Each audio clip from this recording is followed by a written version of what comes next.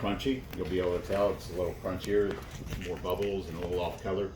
And if it's got too much B-side in it, it's going to be softer and squishier. That's something you can really kind of tell after it's set for about 15 minutes. If you've got a chunk of it and it's still squishy after about 15 minutes, then you're probably a little B-rich.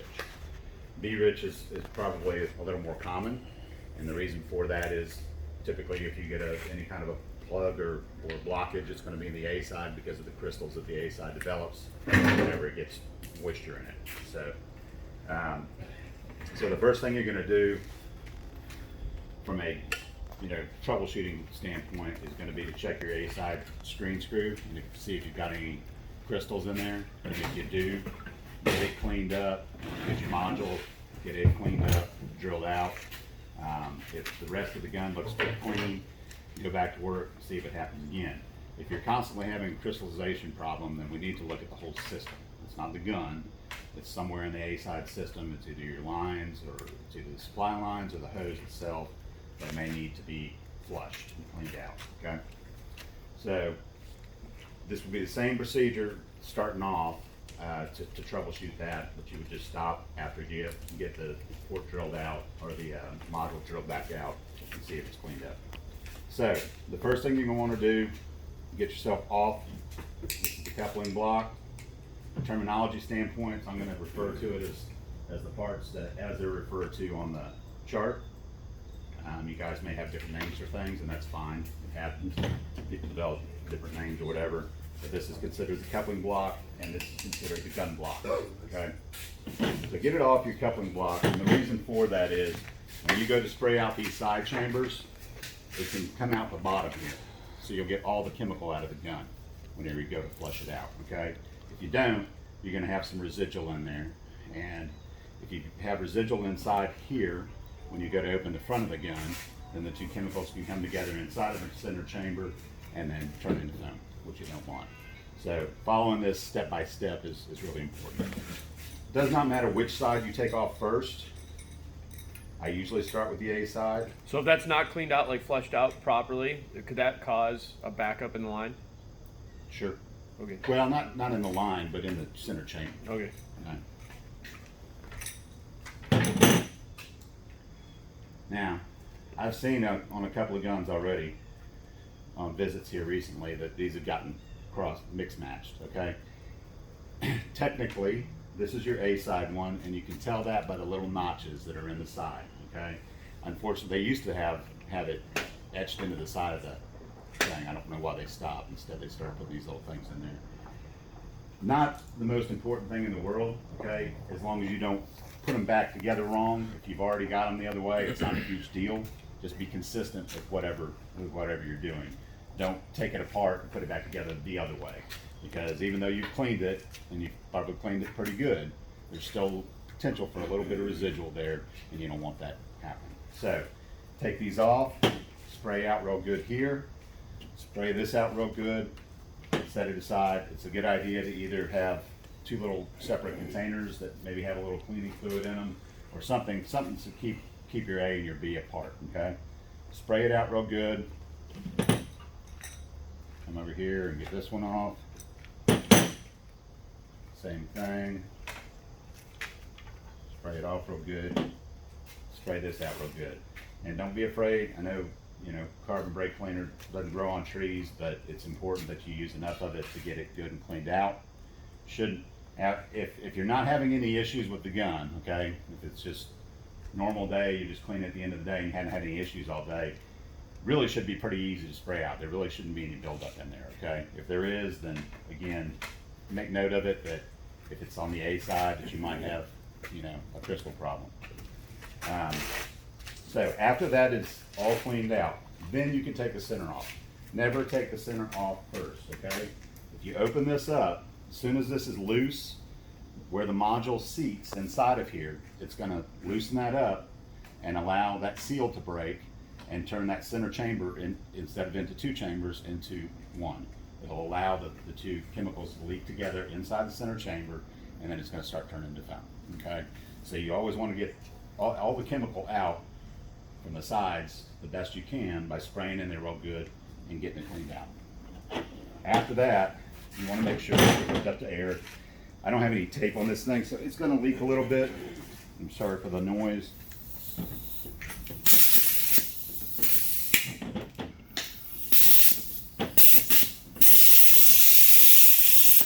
Yeah, let me do it.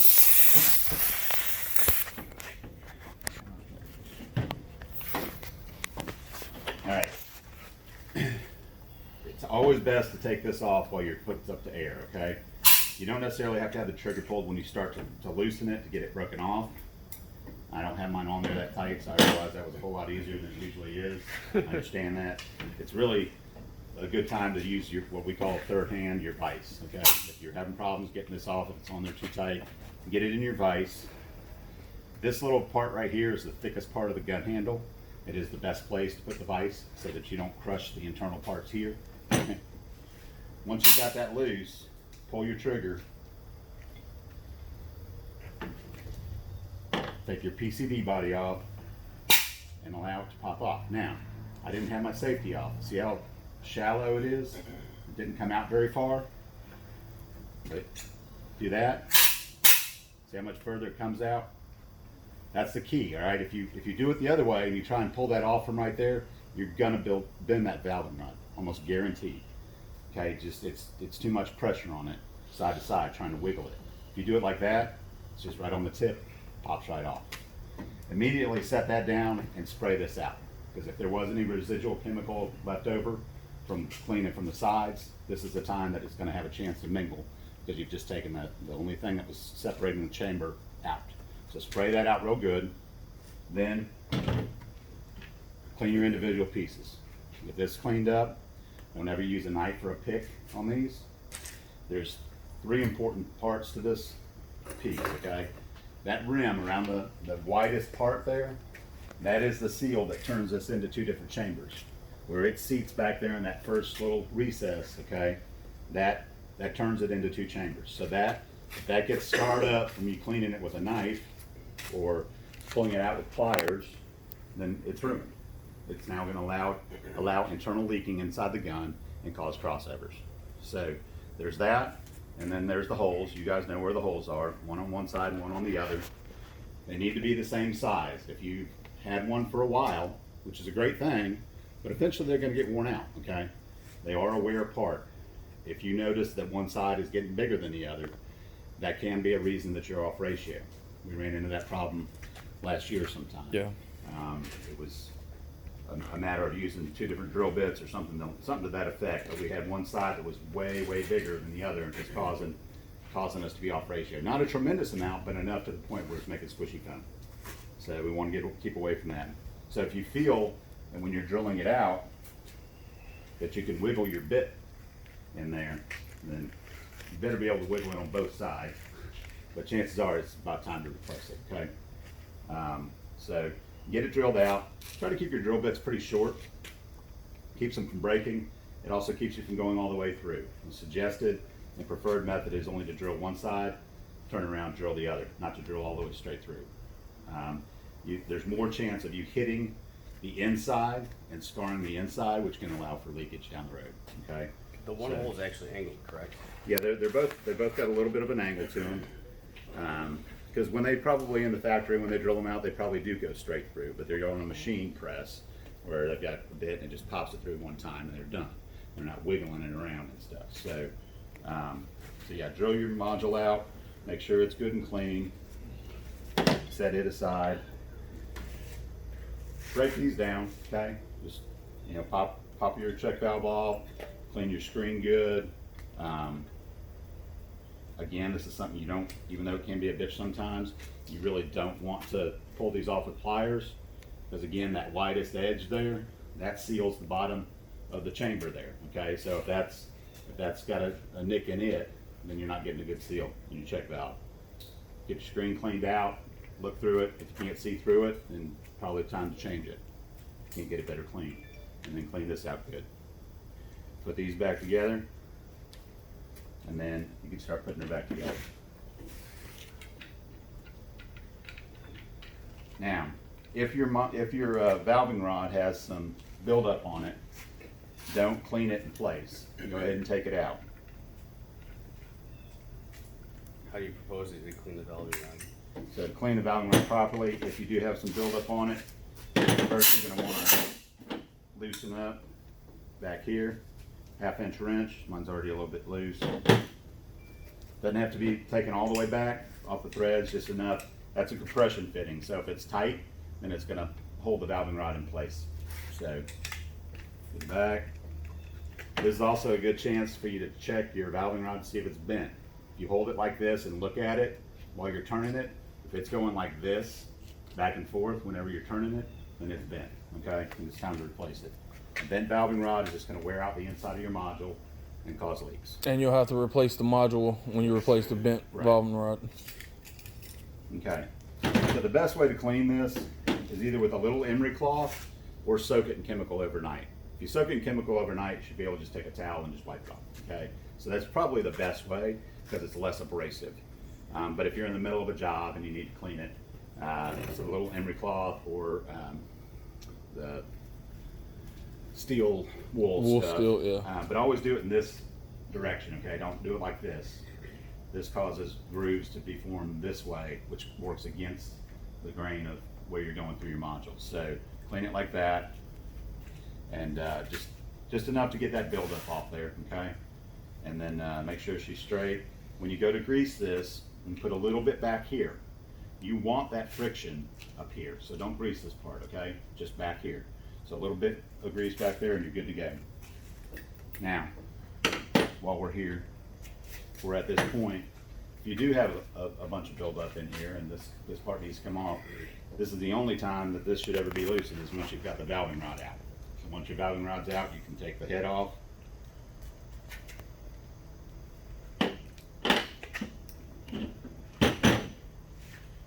And then this comes off as well.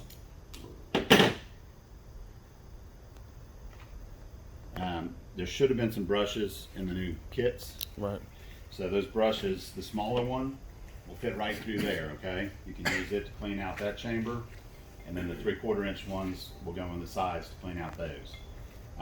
Those are actually preferred over a pick. There's less chance of you nicking a thread and messing up the threads. With the picks will do that a lot quicker than the brushes will. So the brushes are good for reaming that out and getting it good and cleaned out. If you haven't really paid that close of attention, you've got two places that the chemical comes in to the front. On the A side, it's up here. On the B side, it's back here.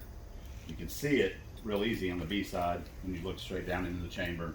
On this one, it's hard to see because it comes in at an angle in the bottom section there. Make sure those are clear. Get a pick through there. Make sure you got a good clean opening there, and you're good to go. Back here, these things, after a while, they start to look like they are kind of directional, but when you're putting a new one in, there is no right or wrong direction. They are supposed to be the same either direction, okay? So they will get flared out right after the first time you use them, okay? That's fine. They can be flared out a little bit. If they're leaking, that's when they need to be replaced. Other than that, they should be fine, okay? And you'll know. And the good part is when this thing leaks, whether it's from this not being tight or the compression nut being worn out, it's just gonna leak a little B side out the back of the gun. So it's not gonna mix with anything else. So it's usually not that big of a deal. So if you have to, again, at the end of the day, and you've got a bunch of buildup that, just spraying it with carb or brake cleaner isn't getting it, then go ahead and soak it overnight. I think we decided probably the protocol is going to be to go ahead and just break it down and soak it overnight, put it back together in the morning, and that's fine, okay? The CU6 you guys use, we don't sell it, but I still push it as being the best product on the market for the application, so you guys are using the right stuff.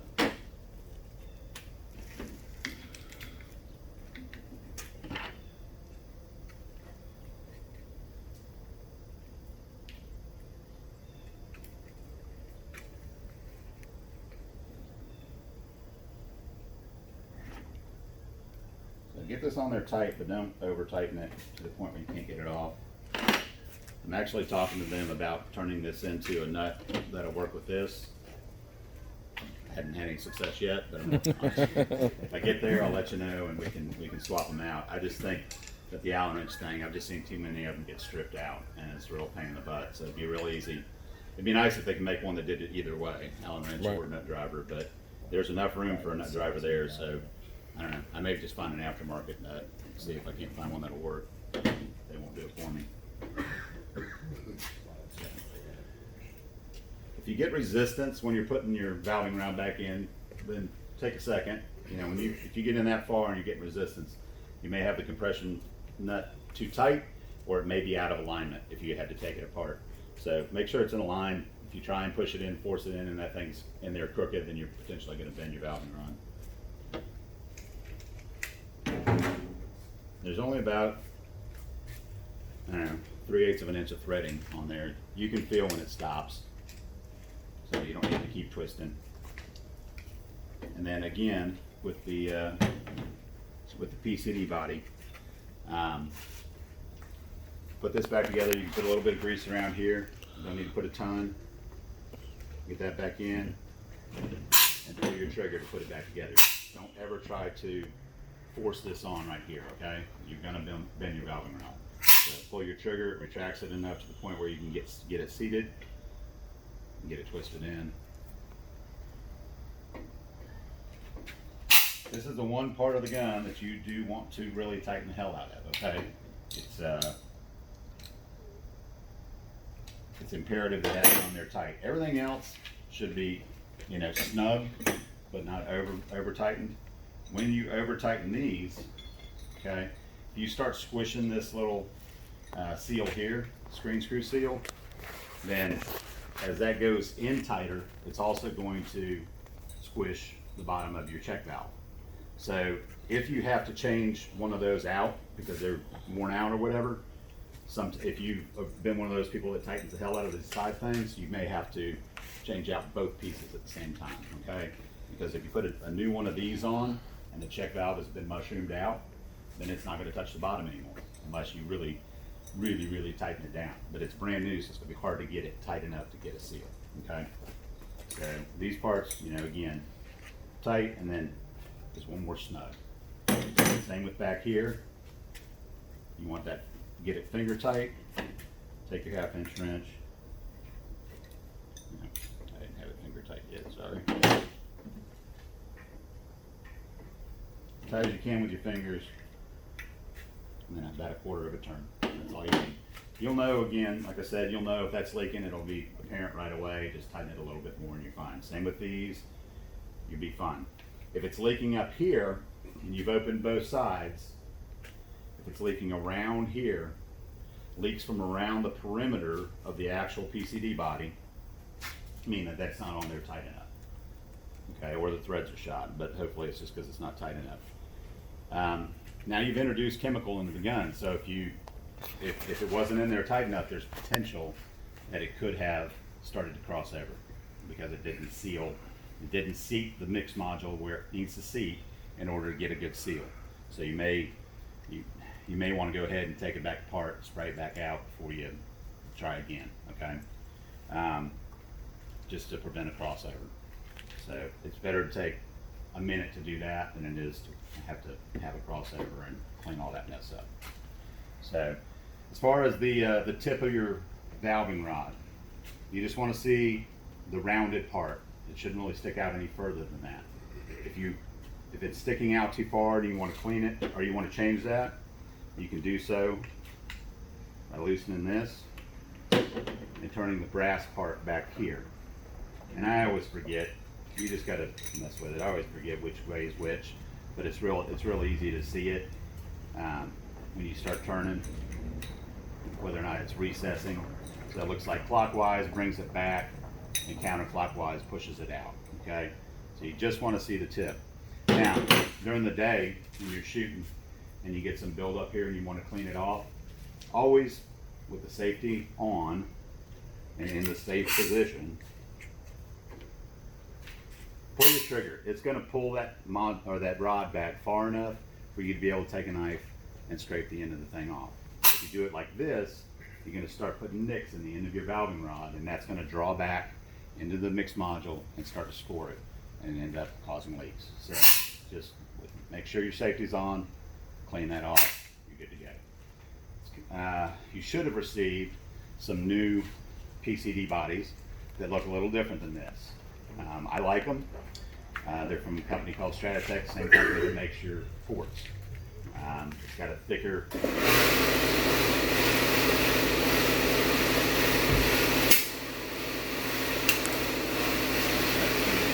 the head on it's a lot thicker, so it's easier to get with the wrench. Okay. If you've started using those and you notice there's a little O-ring on the back side of it, you could take that off. All right. It may be. I like the concept that they had there by putting it on there, but reality is it probably should have been made out of something like this white PTFE material instead of an O-ring, because when you tighten it down, the O-ring gets squished, and then the next time you go to use it, it's squished and it's no good. So if you want to, you can just take it off from the get-go. You don't have to use the one that's on the back. As far as the one that's on the front, it comes with one on the front, and there should be a bag of 100 of those on the front on all of yours. You guys had gotten away from using those. If you put one of those on the front of your gun, these little guys, you do get a better seal than you do with the without it. And you guys use the metal packers, right? So Yeah. I'd almost say this is almost necessary with the metal packers to get the good seal. So pop one of those on the front. If it gets a little buildup around it, that's fine. It kind of takes the shape of the top of the packer, so it's okay. But you obviously want the end to be clear. And if you take a break, sometimes you'll find, that it's blocked up. But don't bang it on the ground to try and get that off. Clean it the proper way with a knife, with the mix or the valve and rod retractor. So that's the basics. I mean, at the end of the day, taking this apart, and especially if you guys are just going to soak it, it really shouldn't take you any more than about 10 minutes. Okay, maybe 15.